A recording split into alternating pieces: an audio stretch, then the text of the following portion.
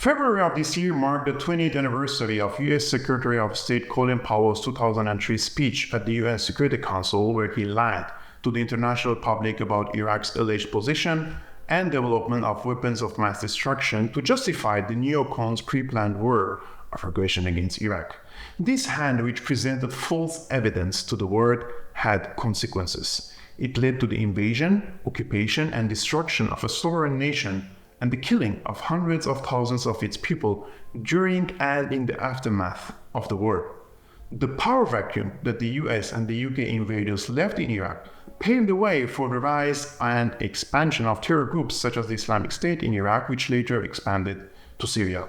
People usually think the criminals are only the invading soldiers, but every US-sponsored invasion or war crimes preceded diplomatic and media activity to prepare the ground for the upcoming aggression.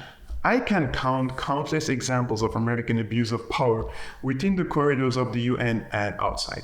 But the recent example of the US veto of the humanitarian ceasefire resolution in Gaza, where 61% of the Palestinians killed by Israeli airstrikes are civilians, displays a callous disregard for civilian suffering in face of the staggering death toll.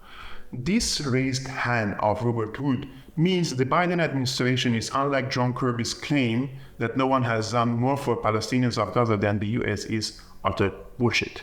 In fact, were it not for the American weaponry and diplomatic cover, Israel could not continue bombarding Gaza with complete impunity.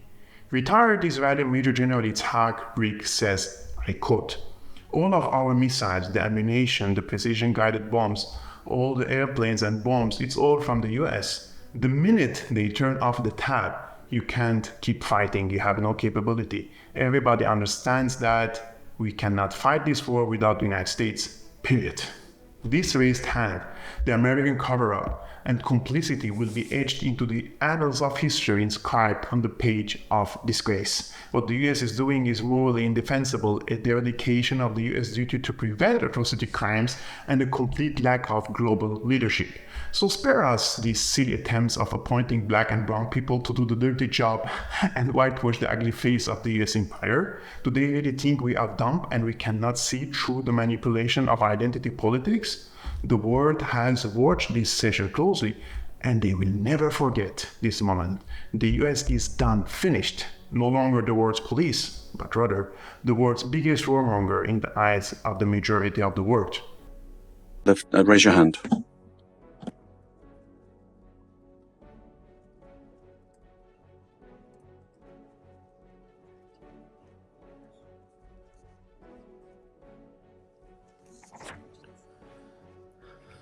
En contra.